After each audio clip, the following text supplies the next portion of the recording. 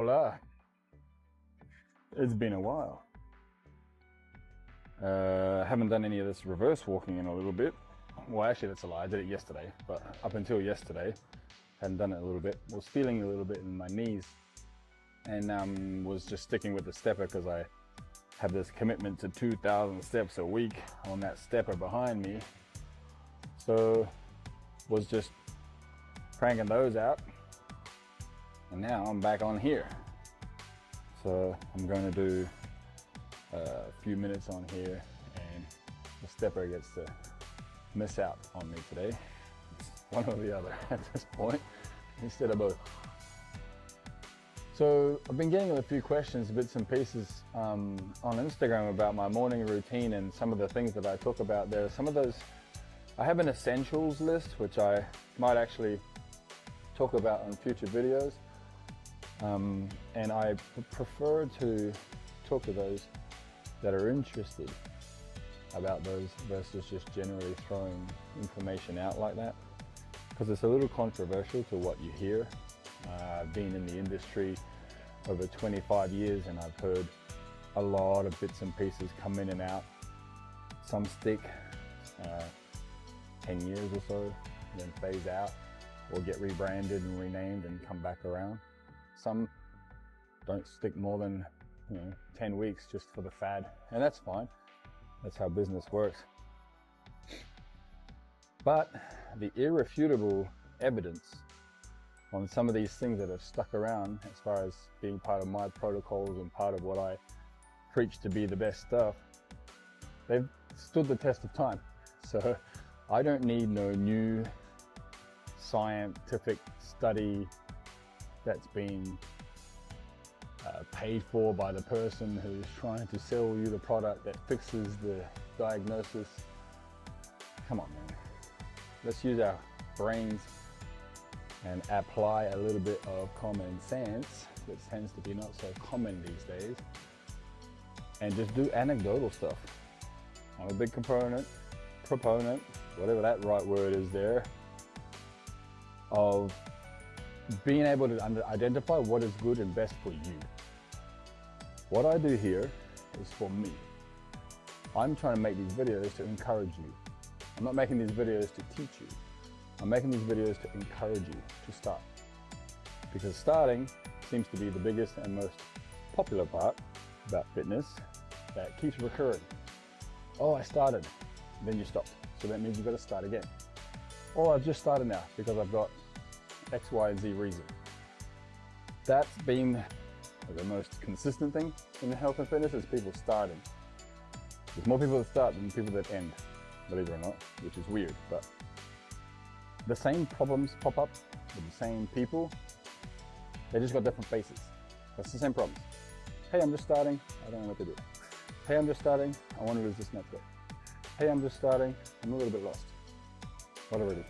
Hey, I'm just starting, and then I heard ... This goes on forever. It's always the same stuff. I don't really care what people say when they finish that. I heard of it. It doesn't matter. If you heard it, it means you haven't trialed it yourself. If you haven't trialed it yourself, how are you ever going to know if it works or if it doesn't work for you? People don't come into the gym for others. Come to the gym for themselves, as they should. I'm going to lead by example, and that's going to encourage you to start. Once you've started, all the anecdotal stuff is on you. I will give you ideas. I will supply you with what works for me. I might even supply you with what works for hundreds of clients I've had before. But that's only hundreds of people. There are billions in this world. So it may not work for everyone. Science doesn't really know. Science is just, there's a difference between science and studies. Actual science, like chemistry, biology, I'm cool with that, for the most part. But studies, this percentage of people, some of these things are ridiculous. Some of them are ridiculous. Absolutely stupid. They don't make any sense. I'm a statistical anomaly. I believe that. So therefore, I'm that 1% that don't fit inside that box that study says I should be in. So, F the box. I don't care. I stick to what works for me. I'm smart enough, I've connected with my own body enough to know what I feel, how it feels, whether it's working or not, I can tell. I'll prescribe some of these things that I do for myself for others to try, but I won't do it with everyone. If I know somebody has no mind to muscle connection, I'm not going to prescribe something that needs mind to muscle connection. They're going to think I'm moronic. But the other guy whose mind and muscle connection might be better than mine, I'll be just definitely giving advice. Try this, bro. Try that, bro. And let's see what happens. If they're patient and they do the work, I'm 100% success rate there. Pick the right things for the right people.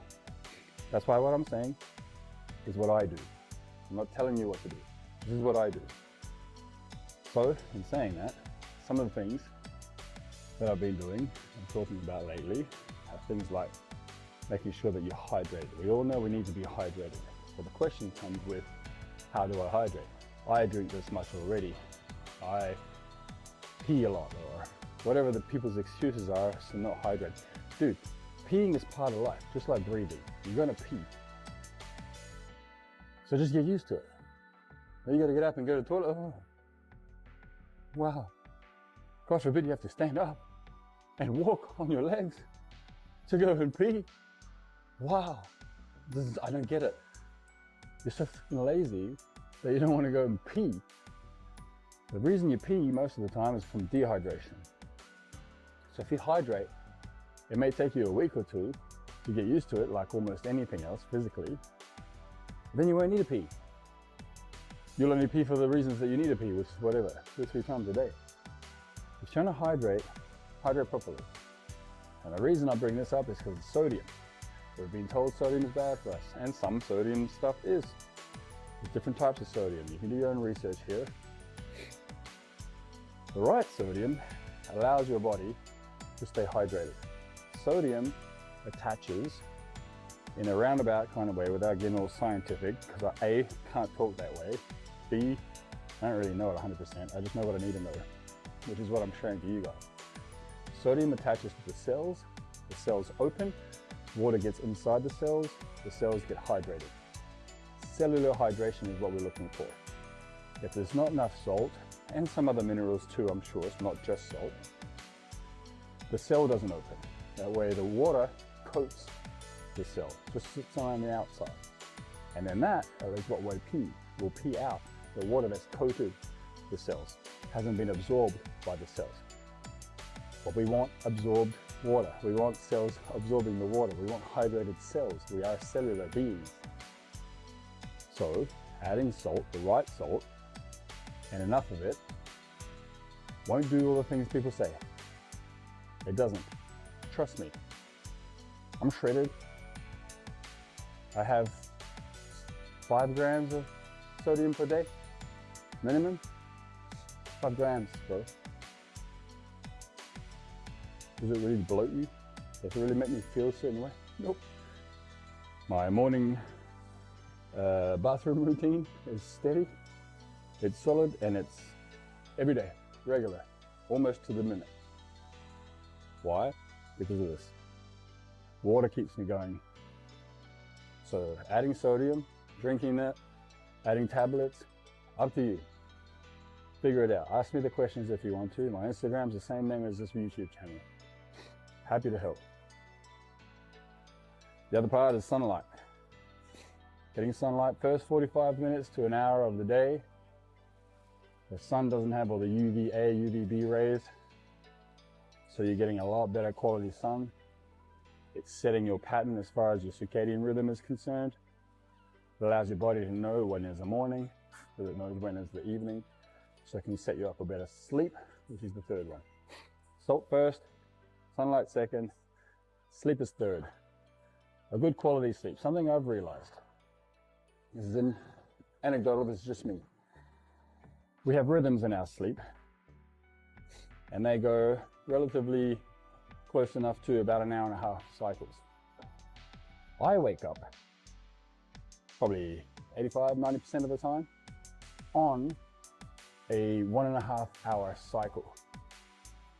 Meaning it's either 1.5, 3, 4.5, 6, 7.5, 9. I've even done a 10.5. and a 12. But those 1.5 hour cycles is when you should wake up. You'll feel rested. That's why I don't set alarms. And if I do, I set the alarm to be on a 1.5 hour cycle. So it'll be 6 hours, 7.5 hours.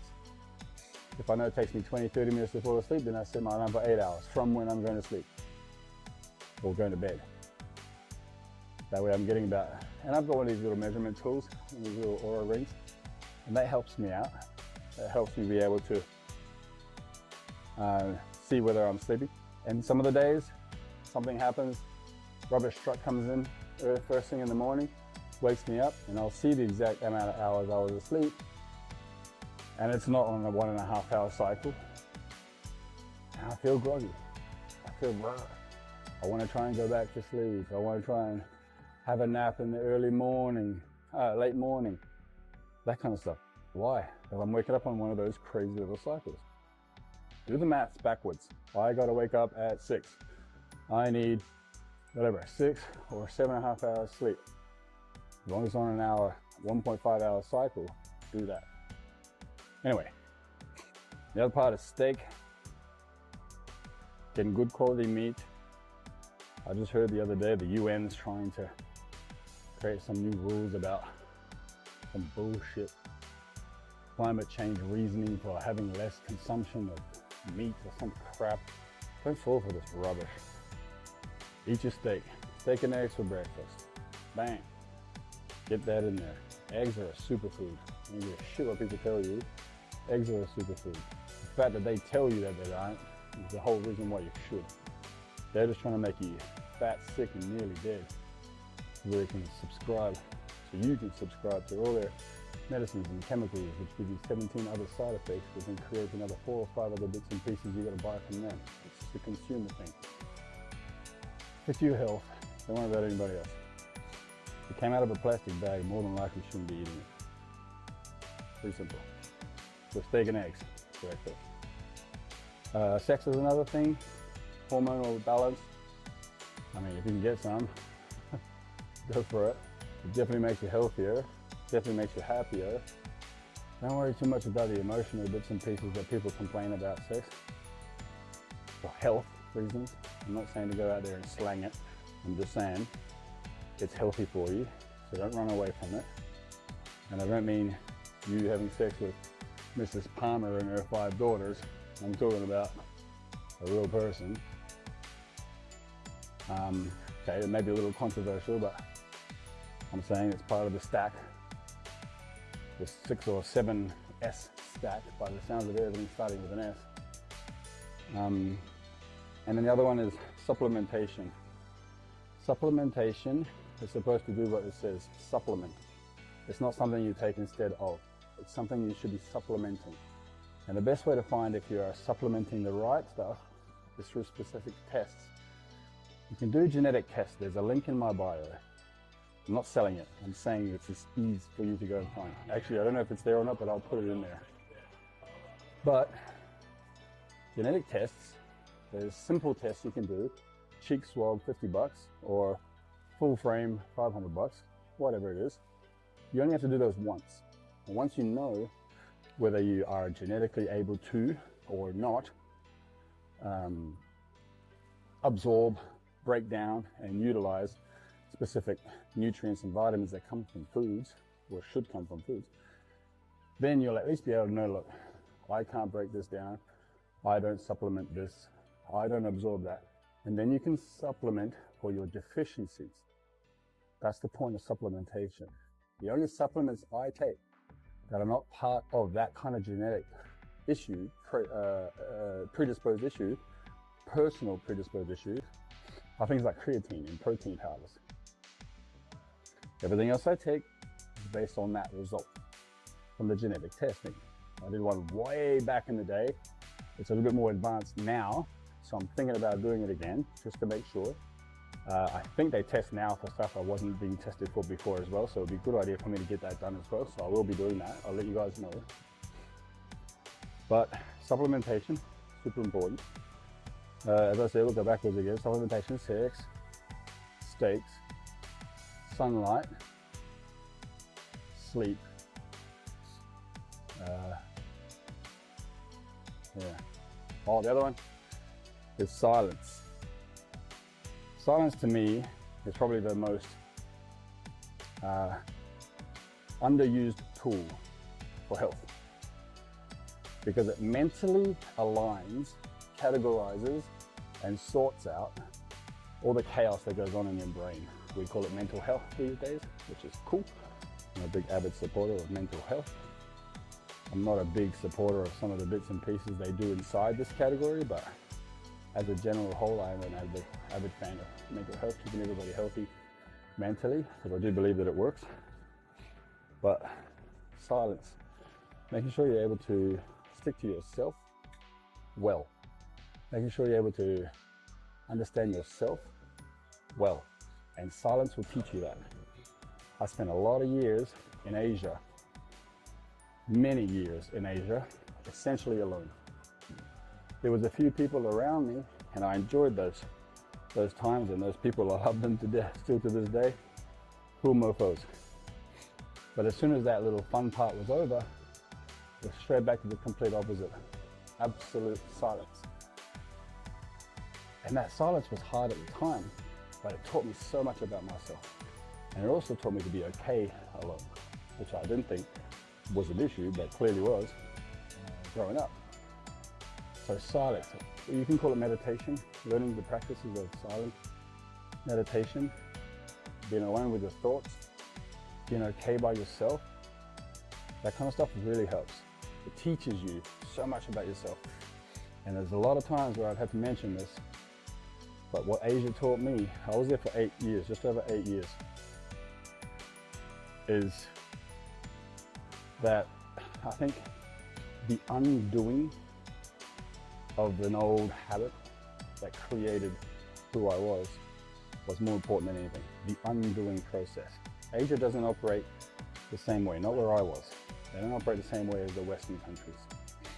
And as hard as that could have been for most people to do, I highly recommend it to everyone that I ever came across, because it works so well for me. The undoing, the regimented thoughts, the reality in which I lived in socially was not the reality in which I lived mentally. And that conflict, the battle between those two, was affecting my mental health. So letting go, as they say in some parts of the world, not gonna lie, let it be, taught me a lot. Things are gonna be the way things are, but that doesn't mean that they're reality.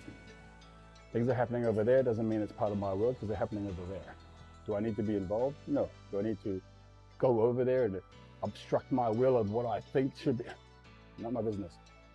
Everybody's world operates within their own mind.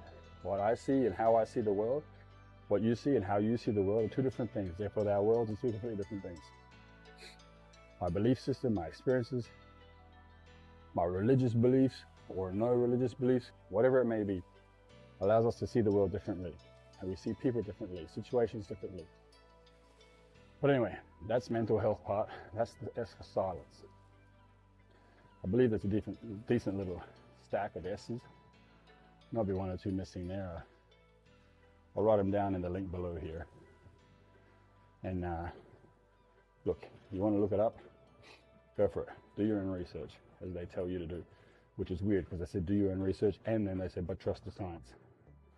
I'll tell you one thing, I don't trust science as far as studies, statistical studies, because I'm always in that, most of the time, I'm in that statistical anomaly group.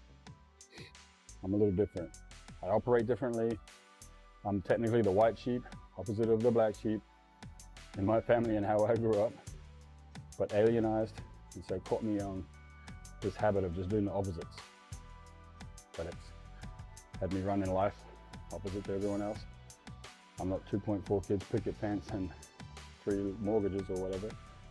But I'm happy as hell. I can pack my bags at any time and be anywhere on the side of the world within 24 hours. That amount of freedom is great. It has consequences, don't get me wrong.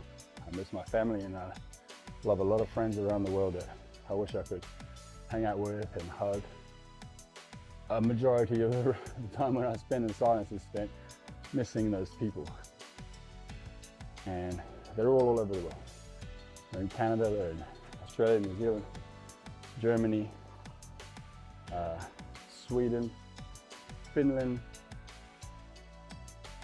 There's people all over the place. I love those guys. They're big parts of my life. They made me and helped me be who I am. I'm forever grateful. But I need to let it be and live in this current moment. And in this current moment, I'm sweating enough. So I'm gonna get off this damn thing. Go push some weights. So I'll see you guys on the other side.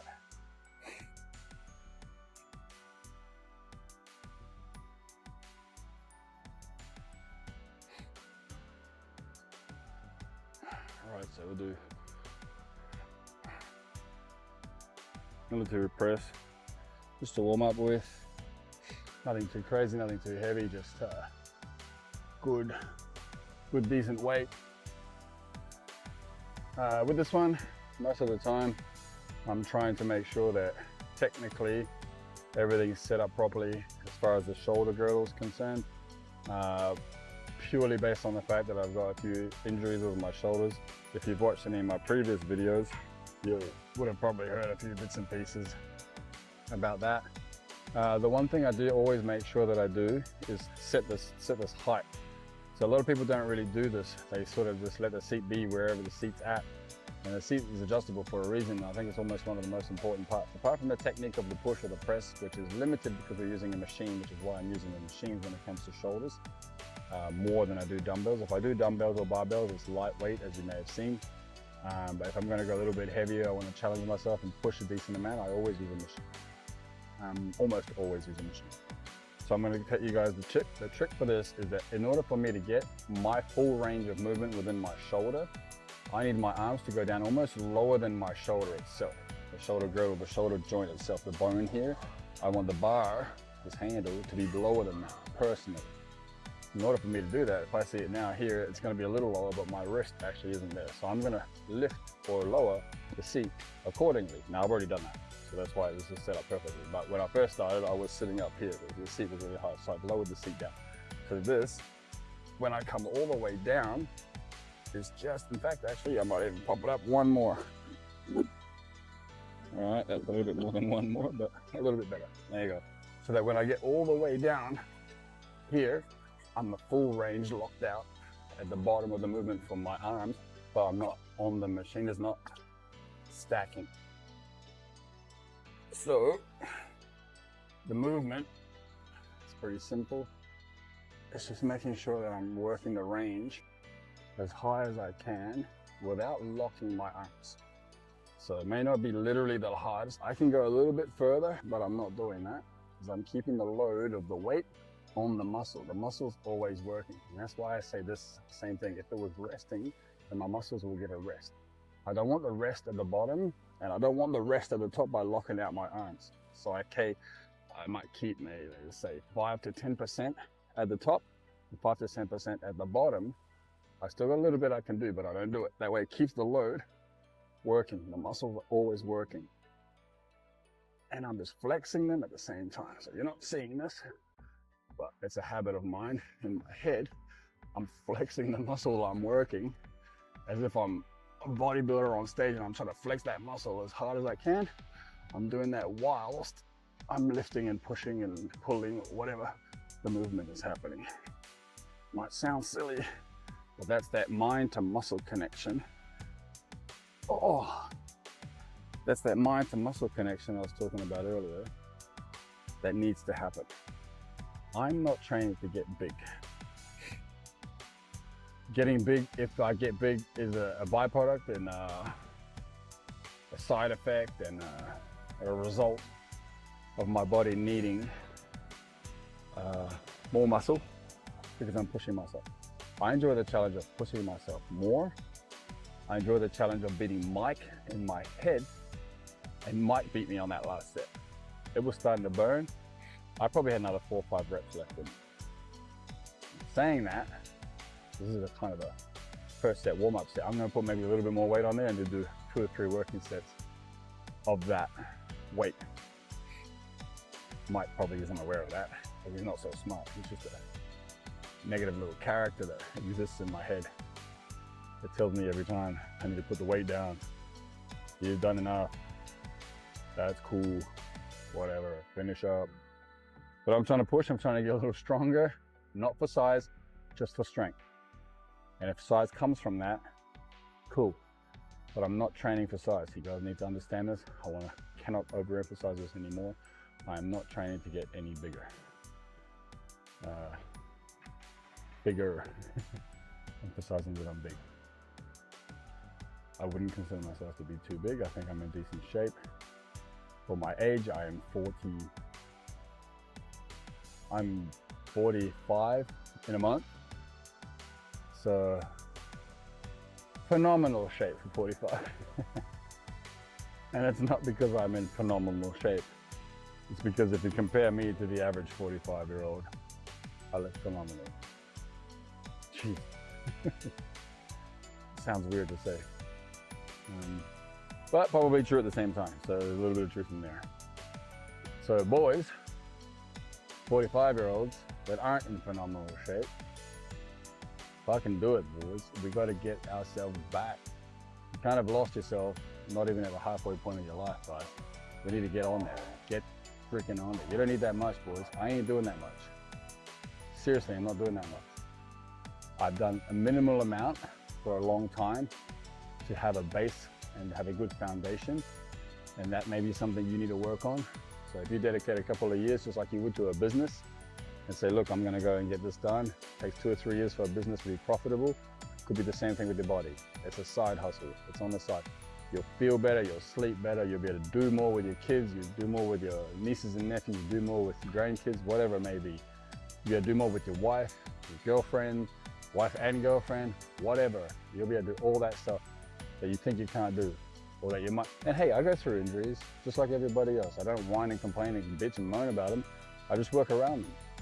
Hit the gym, get addicted to this iron stuff instead of freaking video games and Cheetos. Play the video game that you want to play on your phone in sets between. I don't give a shit. Get off the couch, get something going. I need more of you guys on my side here. I'm encouraging you guys to get off the couch and get shit done. I don't care what you're gonna look like, you're just gonna feel better. The side effect or the result of feeling better, dude, priceless, man, it's priceless. I go through as many depressive bits and pieces as everybody else. Trust me, I do.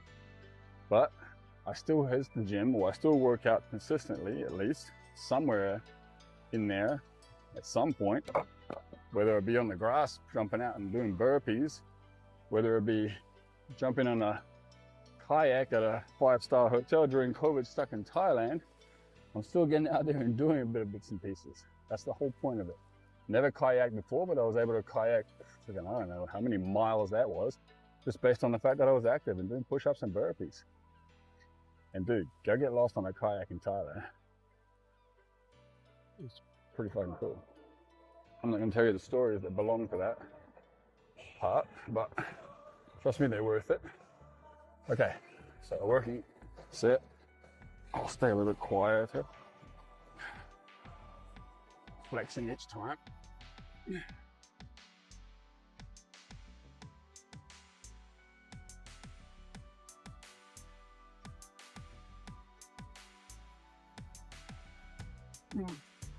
Starting to burn, so here we go. 5, 4,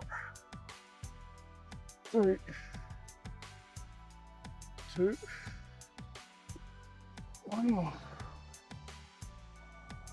Oh, and a flex. The burn is real. All right.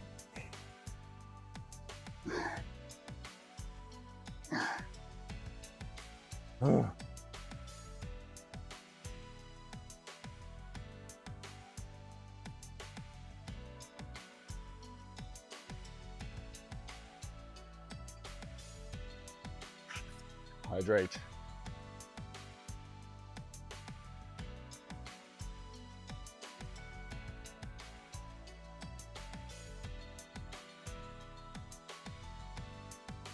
So I drink a majority of my liquids and minerals when I first wake up, and then in my sort of pre-workout drink, which is drunk at home. I'm only a 5-minute drive down the road to the gym, so still considered to be pre-workout. Within 10 to 15 minutes, I think, is decent.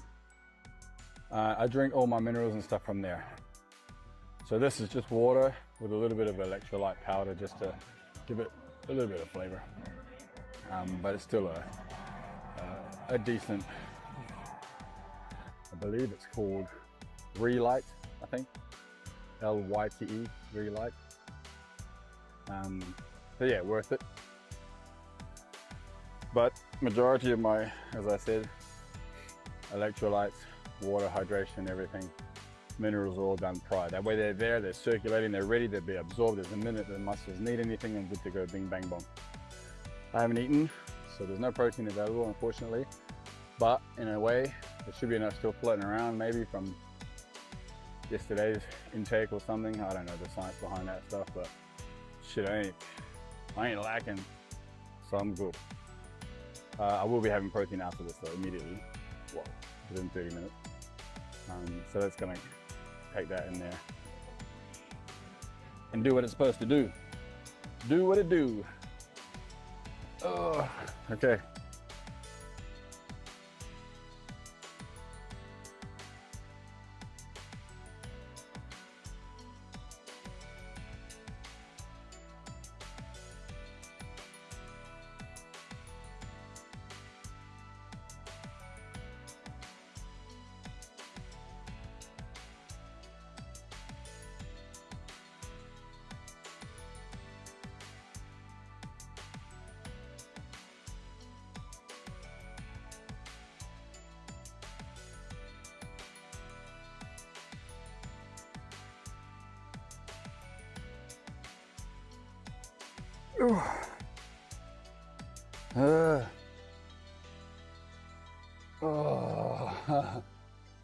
I burn.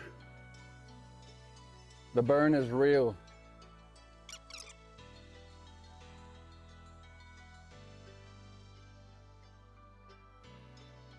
So this being a press and slightly upward angle, I'm going to do a pull next. I'm gonna try and keep it off of that angle. So I'm on an incline press machine. So the next one I'll do will be a pull. So I'm going opposite. So from push to pull, and I'm gonna lower the angle down to say, yeah, I might do horizontal, I guess, from incline down to horizontal. And then I'll do another push, maybe on a decline.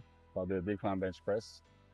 And then I'll do a pull again, but vertical. So maybe a dumbbell upright row. There you go. So I've gone from angle. Then I could actually finish with a vertical pull as well. So I'm gonna do some chin-ups to finish with. There you go. There's my workout. Just planned on simple, basic breakdown. Incline, horizontal, decline, vertical down, up, vertical up, down. There you go. Takes care of everything. It doesn't have to be that difficult. It's not that hard. There's going to be 1, 2, 3 pulls and 2 pushes. I think you definitely can see in my posture being rounded and tight, obviously from this and a heavy bench press session yesterday, as you may have seen on my Instagram. I did 10 sets of bench press yesterday, 5 sets warming up the first 2 by increasing the weight a little bit. Then the next 3, I increased the weight up to my working weight. Then I did the last 5 sets, I've only about 5 reps at my body weight, which is about as much as I'll ever go on a bench press. I'll work reps in fatigue, but I won't really push more than my own body weight. It allows me to be able to push more than my body weight later if I need to. That's not part of my working overall plan. Okay, so let's get this third set out the way.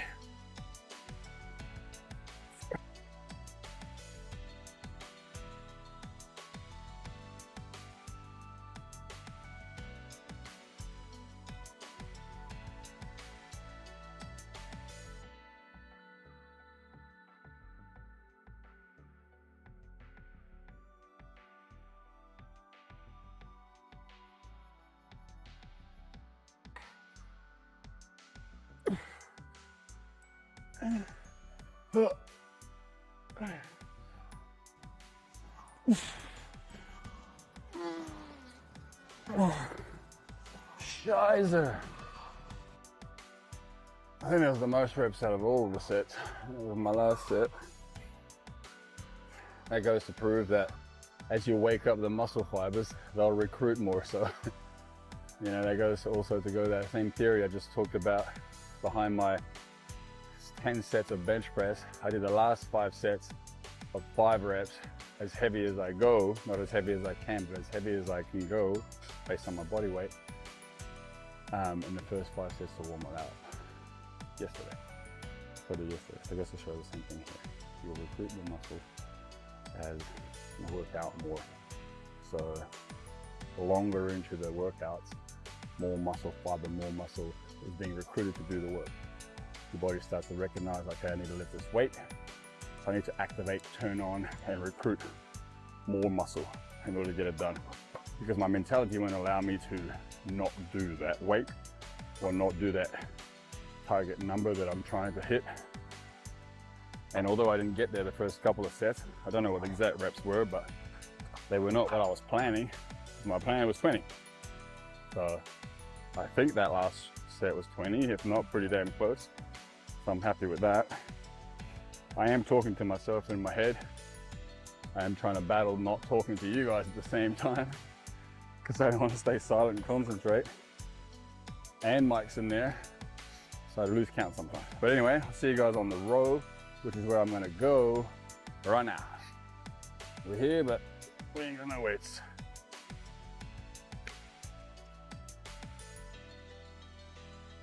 All right, shoulder girdle's pretty warmed up. So I don't need to be doing too much warm up on this one, so I'll go straight into 3 sets. Put on a little bit more. And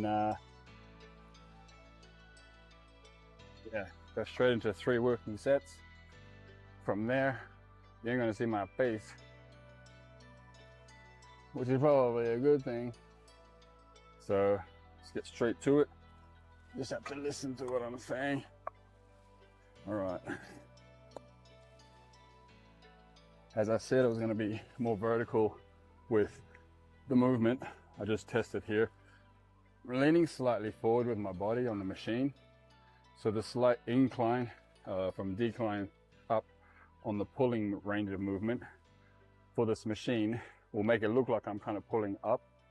But if my body is angled in that same way, then there's actually essentially a 90-degree angle at my body from the pull. So I'm trying to get a vertical movement.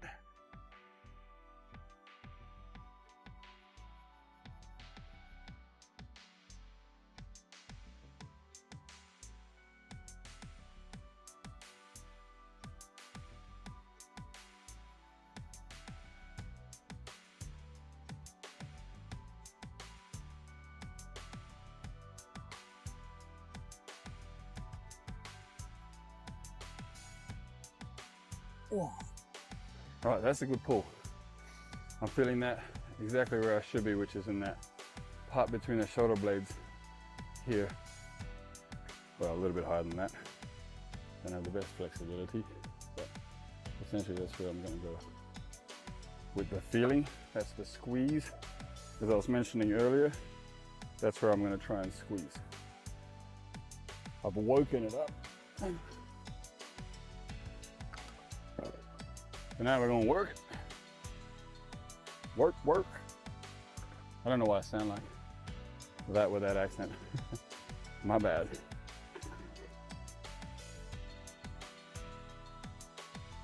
I was told the other day by a buddy, Jenna, that I sound like an American, which I thought was a bit strange, considering when I would talk to Americans, first thing they say, where you from? You're not from around here. So maybe I'm starting to pick up a little bit of the American accent, American twang in my vocabulary and a few words. So if you're hearing that and you haven't heard me talk in a while, please let me know in comments. Do I sound a bit American? Because I remember I used to laugh at some of the guys who came from New Zealand or Australia They went to the States for, mostly for sporting scholarships and stuff. And you hear them talk within a few months and they started sounding American. And I'd laugh at that and just go, what the? And JLP reference. And now I seem to be one of those guys. Funny how life turns around, teaching me lessons, not to judge, not to laugh. So I still judge and laugh, whatever, it's fun. Right, second round, ding ding, round 2. I'm trying to aim for about 15 reps on this weight. It's a decent weight for me. Rowing is something I'm a little, or pulling, something I'm a little bit stronger at than pushing. I don't have those shoulder issues that I have if I'm pushing. So I try and push that a little bit. And as you can see, my posture, and I've talked about this before, my posture is not the greatest. I'm aware of it, at least. I do some work on it, at least. I could definitely be better in that. And I will be implementing some bits and pieces soon. I just have to finish off this one little task and goal thing I have. And then that should hopefully straighten me out a little bit. But the reason I'm saying this is because I need to pull a little bit more than I push. So this is what I'm doing now. Hence why that workout was derived earlier with 3 pulls and only 2 pushes.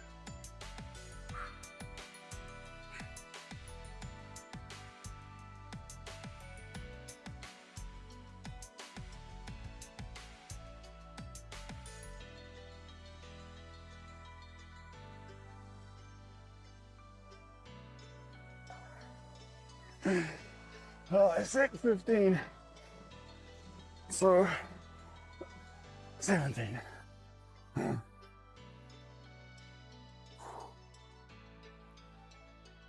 Oh, yeah. Okay. That was fun.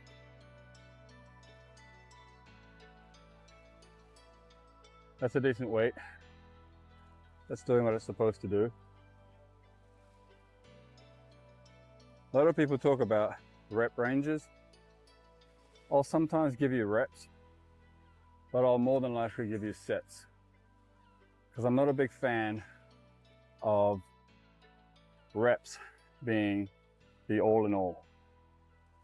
I could do 100 reps that take 1 second each, so we equal 100 seconds. Or I could do 1 rep that takes 100 seconds, or 2 reps that take 50 seconds each, which both equal 100 seconds. And that would be the same effect on the muscle. 100 seconds of total work, time under tension. Now, will they both yield 2 different results? Technically, yes. Rep-wise, 100 reps will yield a little bit more of a different result than 1 rep. I'm completely aware of this. But the time under tension, time the muscle is working, pushing, pulling, breaking down, whatever, is essentially the same. There's a lot of studies and science that backs this up. I've yet to do it myself, so I'm not going to speak of those things. But a lot of people do speak of them. So there's, some theories out there with that. Something to think about. I'm not about to do a 100-second rep, just to show or to prove it. I really don't care that much. But I'm just throwing it out there for you guys. A little something to think about, that the amount of time I'm pulling under tension. So if I'm doing my reps a little faster, and I'm doing 15, it'll be the same as if I was doing 7 or 8 at half that speed. That will make sense, right? Same time under tension. So don't worry too much about reps, worry about sets. Sets are gonna give you more of that time under tension, more time that that muscle is working. That'll be more important if you're trying to get work out of it. Don't worry about what you're trying to achieve, big biceps or fucking strong shoulders. Don't worry about all that stuff. Just get working. I'm encouraging you guys to start. I'm encouraging you guys to keep going. What happens as a result is out of your control. You are in control of creating a result, but not what the result will yield 100%. All our bodies are genetically made different. We could be on the same diet, do the same exercises, but our 6-packs will be completely different based on the fact that we have 2 completely different genetic makeups. Some people will grow more in the shoulders, some people will grow less in this, more in there, that's just the way life goes. Be in the best shape you can be, best shape that you're made to be in. That's the point. You're the one kicking the ball around with your kids, grandkids, great-grandkids. You're the one walking to appointments instead of strolling in on an electric scooter when you're older. That's the difference. The rest is irrelevant. Unless you're a bodybuilder or an athlete that's working on a specific sport or discipline, that's different. I'm not trying to talk to you guys about that. You're listening? I appreciate it.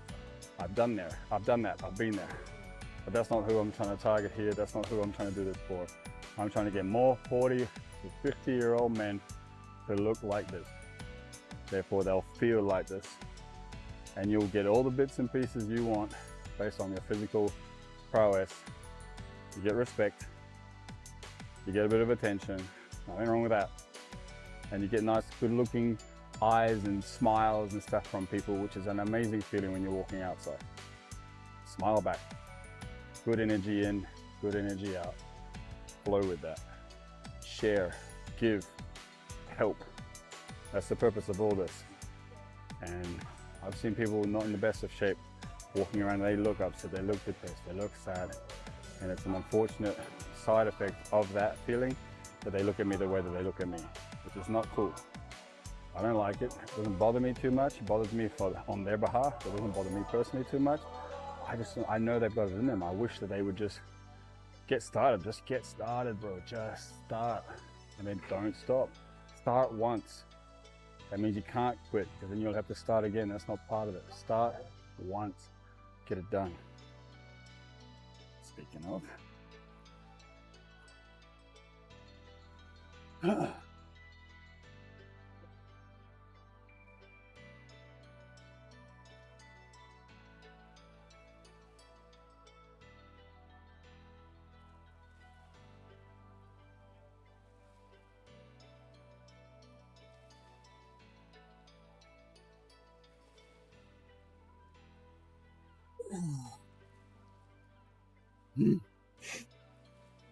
Right, so I'm gonna unload this, head over to the decline machine, press, and get that done. I'll see you guys there. So, as I said earlier, shoulder girdle pretty warmed up. Don't need too much warm up for this either. So I'll get straight in. I'm gonna do 3 sets. I'll try and increase a little bit of weight on each one, just for a bit of a challenge. I do like the decline a little more on the shoulder, so to speak, as far as how it feels. So I can press a little more with this movement, I should say. All right, so this isn't stupidly on the right level. It should be up a little higher, but I'll put it back there after this set. All right, no sneaky 6-packs. Tuck my shirt in.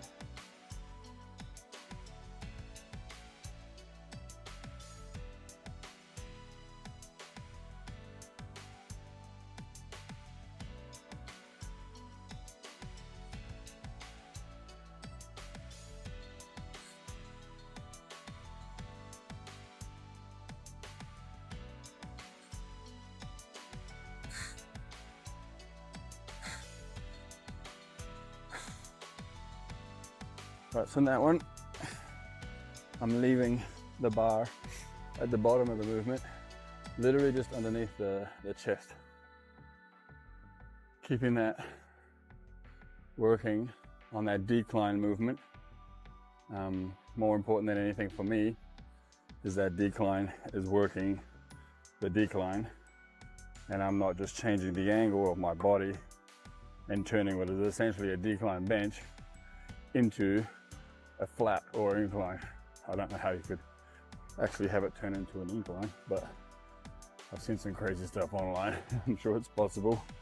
So yeah, making sure that we keep the bar coming down to the right area. I'm trying not to lock out at the top as much as possible as well, and keeping the flex in the shoulder, the chest, and in my back a little bit, because I'm trying to keep the seat belt on as far as the seatbelt being the two shoulder blades connected together and flush and flat up against the bench, and not raising that shoulder blade and keeping it flush in the bench the whole time. So those are technical things I'm trying to keep an eye on while I'm doing that press. You'll see I didn't do too many reps.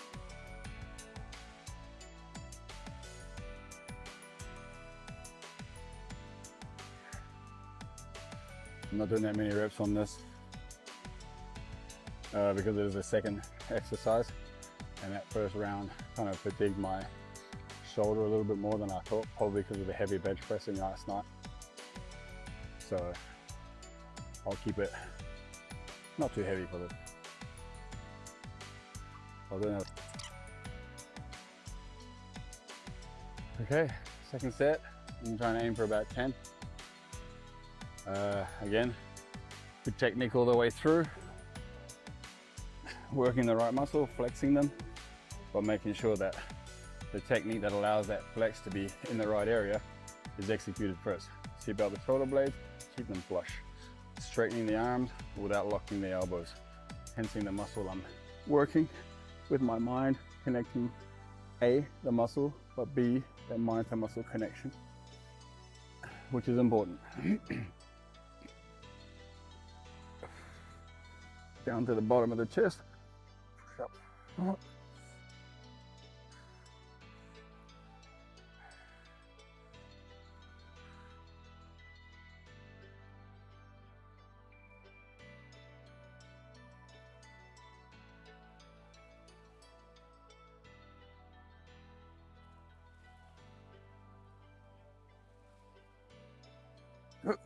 All right, that was 10.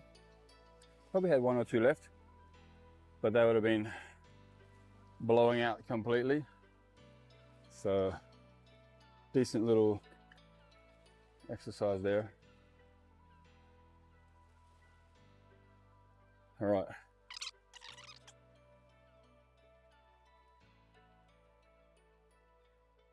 All right.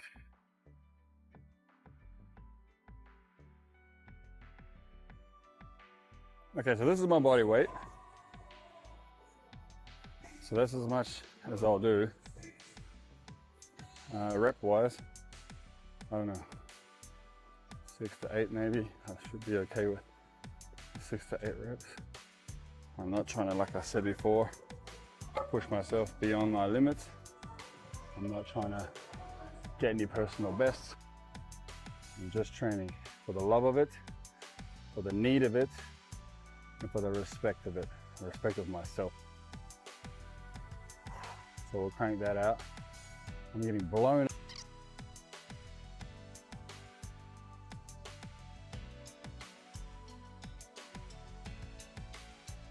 Okay.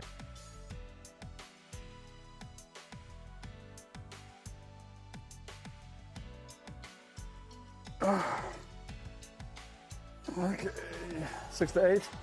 I won't be talking, no, but I have been. Upside down side. But let's get it done.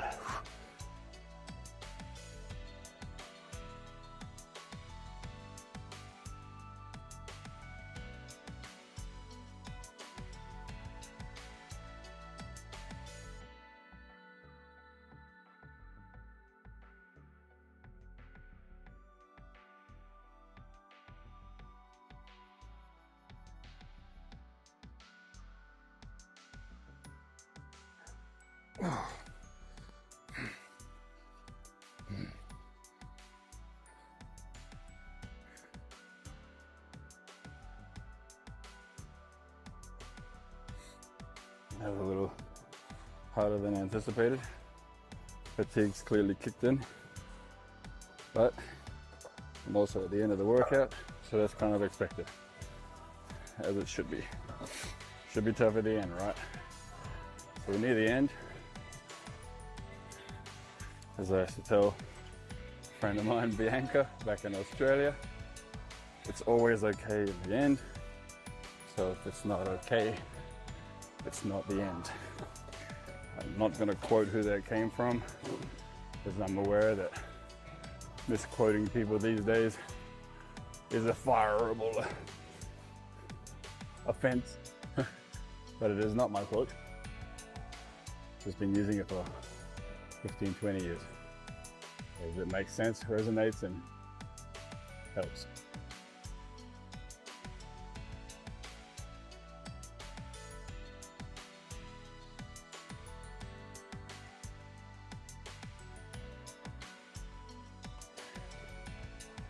Right, so now we're going to go for that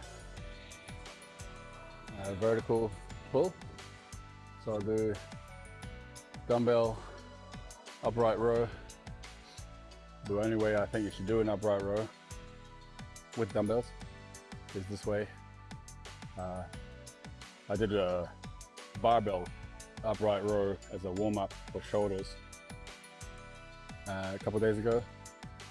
So there's another version of upright row that you can be done. I'll maybe go through that on another day. But for now it's dumbbells, so we're heading over there. Upright row.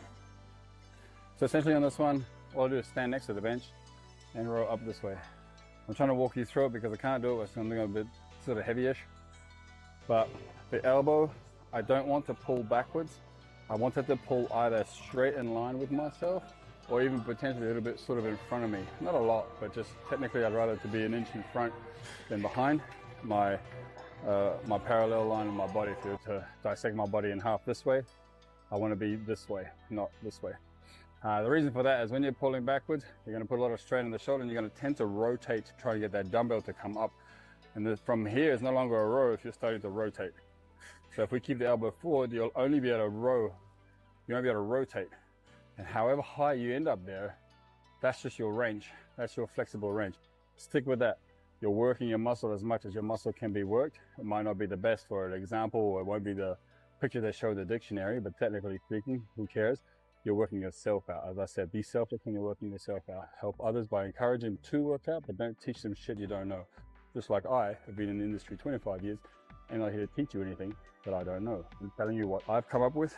I'm telling you where I'm going, what I'm doing, and why I'm doing it the way I'm doing it. You need help? Ask a professional. Although I am one, you can ask someone else. I'm not asking you, follow me, trust me, believe me, just because I'm saying so. Okay, so it looks a little something like this.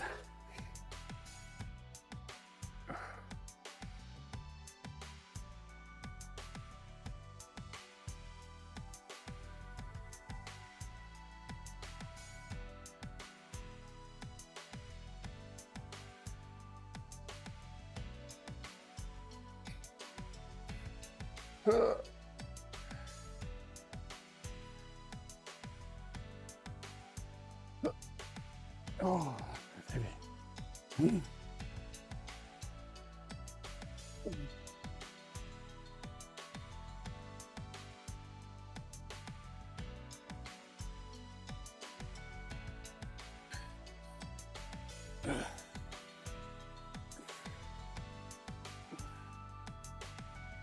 Excuse my breathing.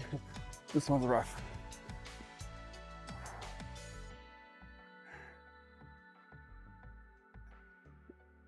Oh.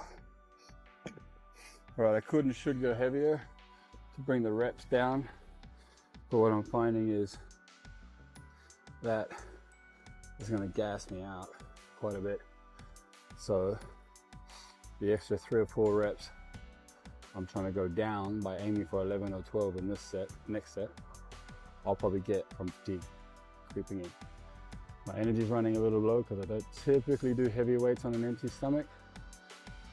And the decline bench and this one have been possibly, in retrospect, a little heavy for a morning workout on an empty stomach.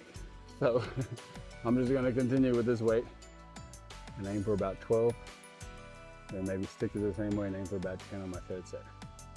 Then I'll do 1 set of chin-ups, maybe 2. I'll try and get maybe 25. Probably want to do that 1 set today. I think the most I've got lately is about 22, 23, so potentially it's possible that it can be done, but it ain't gonna be today after this. So I'll maybe do a set of 15 and a set of 10, something like that, finish up with. But that should be enough. Now that I said it, my brain with patterns and mic in my ear. You did 15, then you did 10. Pattern says I need to do 5 to finish. So maybe I'll do it, 15, 10, 5. But anyway.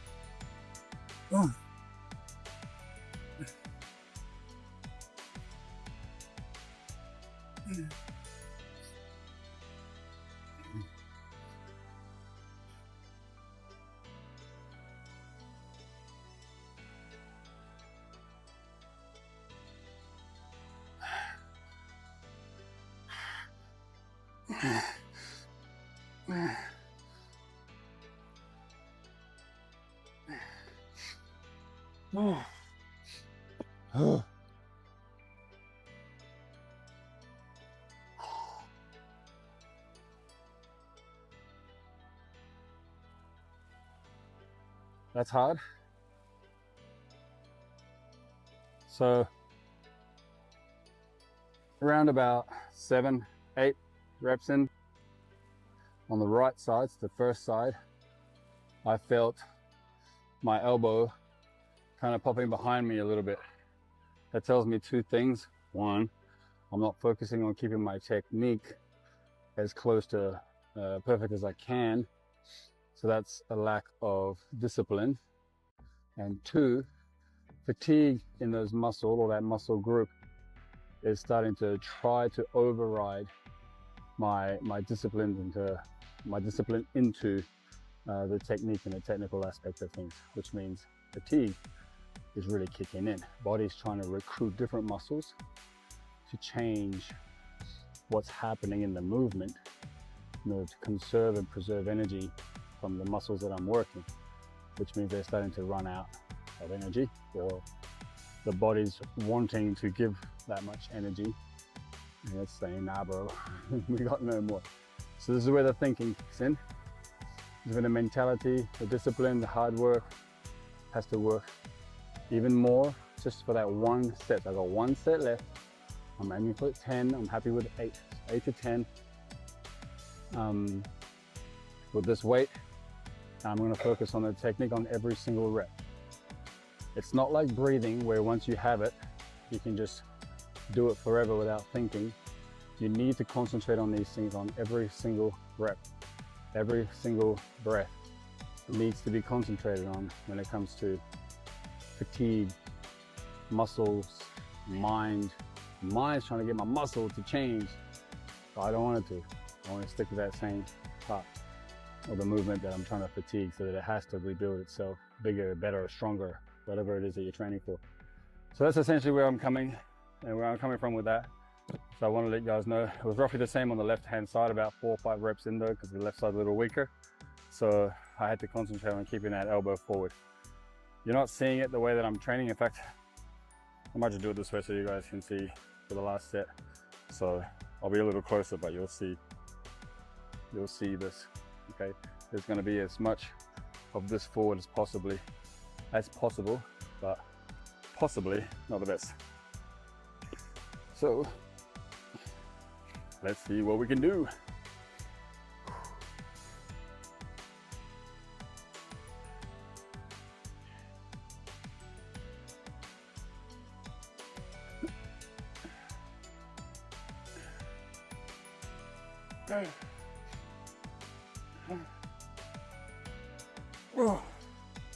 Oh, okay, that felt pretty good. I'm not sure, haven't seen it on the video yet, but I think I did okay. Thinking each rep, forward, forward, forward, no wrist. I realized I just wristed it a little bit.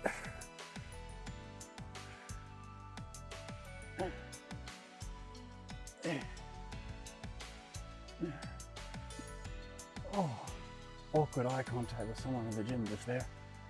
My bad, bro. All right, couple of lessons learned in that. by the eye contact weirdness at the end there. When the muscles fatigue, concentrate more. Know your technique and the points of view, and stick with them. We want to make sure that when we're doing what we're doing, that we're concentrating on that we're doing that. Some movements and some training philosophies and sports don't care. It's just get the reps done, get it in there. There's a time aspect to it, and that's fine. That's a different sport altogether. It just involves weights. But for this, we're trying to shape, train, break down, rebuild specifically certain types of movements, muscles, blah, blah, blah. So that was Barry popping in saying hi. Barry is the owner of the gym, but also the heavyweight belt holder for the wrestling that goes on next door here on the weekends. Freaking awesome. He just turned on some videos. They look pretty good. So I'll be watching those. He does have some good videos on the TVs out here.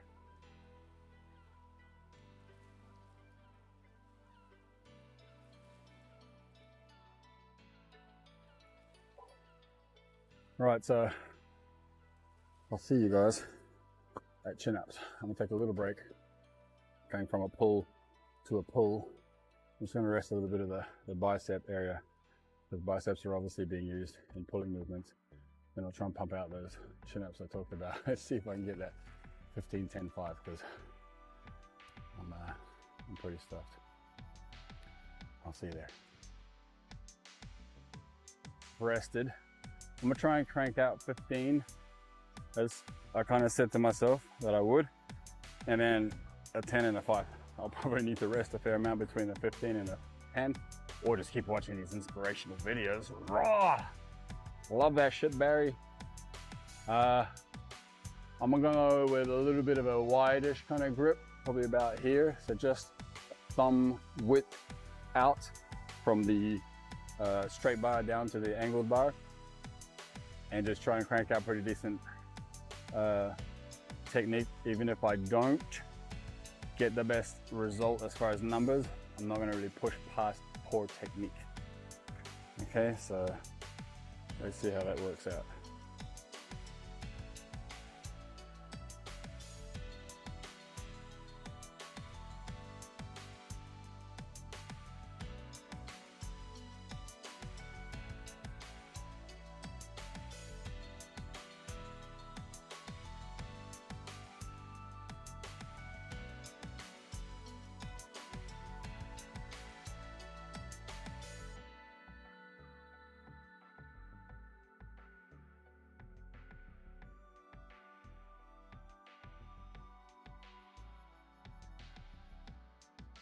Oh, shit, I got there. That was surprising. Oh.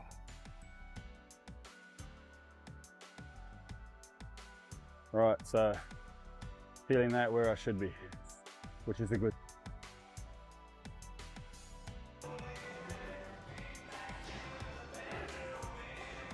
For the end of the workout, a little more concentration needed just to finish up.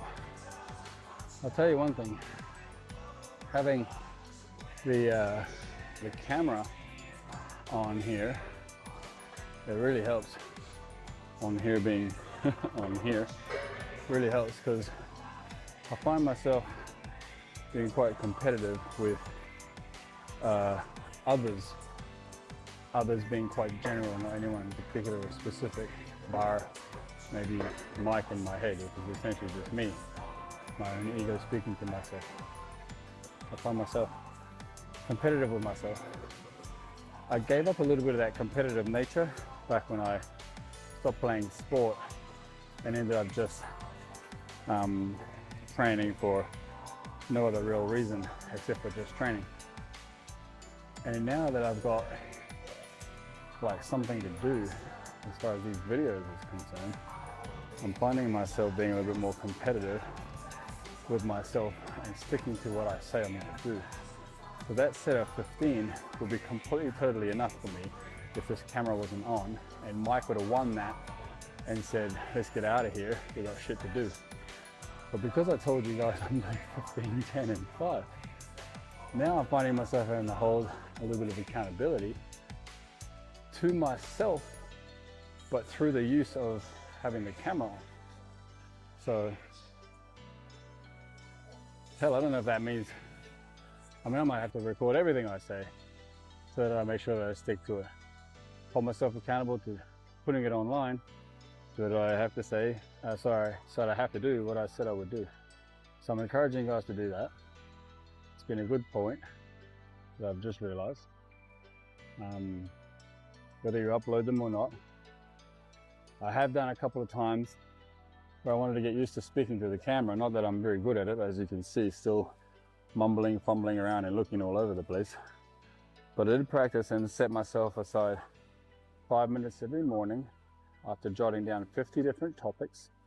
And I woke up for 50 different days, or 50 days in a row, and spoke to the camera, exactly this camera actually, for 5 minutes, rambling on. Didn't care, I didn't pre-write anything, I just went off the top of my head with just one line or one topic for 5 or so minutes, just recording it to be able to visually see what I look like on camera. I would put that the SD card on my computer, check it out, and just be completely disgusted with myself. But still, I got better and better over those 50 days. I made that commitment to make 50 videos.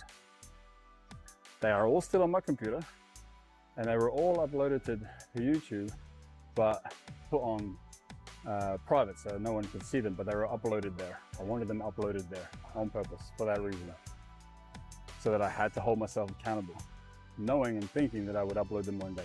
Now they're terrible, they were all unedited because that wasn't the purpose. The purpose was just to try and practice talking to the camera. So I did that. Now I find myself a little better talking to the camera, to the point where I was able to start this series. Still no good as I would like to be, but that's the progress. First one's always gonna be bad, second one's gonna be a little better, and it just keeps getting better. So this is me doing this. So I encourage you guys to do something similar, even if you upload them on YouTube and make them private and don't put them public for anyone to see. It's a good way to keep yourself accountable, a good way to make sure that you talk better, think better, clearer, all that kind of stuff, which is always good for business and for personal life, but also for the accountability of it. I'm holding myself accountable for you guys.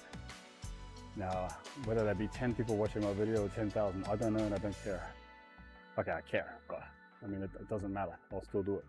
So find a little bit of reason for you guys to do that. Upload your videos, even if it starts on Instagram with your phone. Just record yourself doing one set like I do every day on Instagram, just to show where I'm at. I'm working out. I'm not just doing one set at the gym. I'm doing 10, 20, 15. I just record 20, 30 seconds, put it on my story, just to show you guys this is what I'm doing every single day.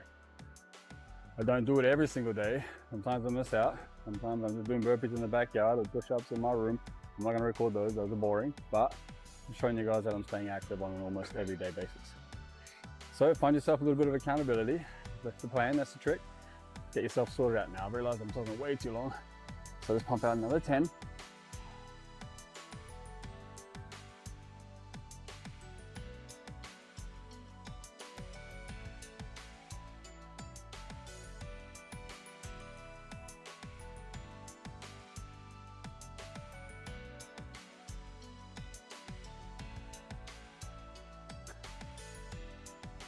So that challenge for you, you're gonna get out there, help someone, get better, self-improve is there.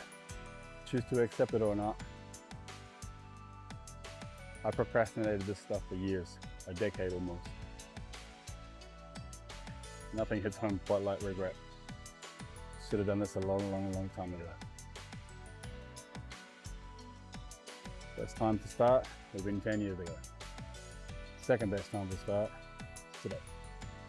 I think they said that about planting a tree. And although I'm not a tree, but I know one person who would disagree with that. Shout out to Monkey. Apart from that, we ain't trees. We can go anywhere we want anytime. We're not stuck. But here we are, doing what we're doing. I'm gonna do another set of 5 and then sign out. because I got stuff to do today.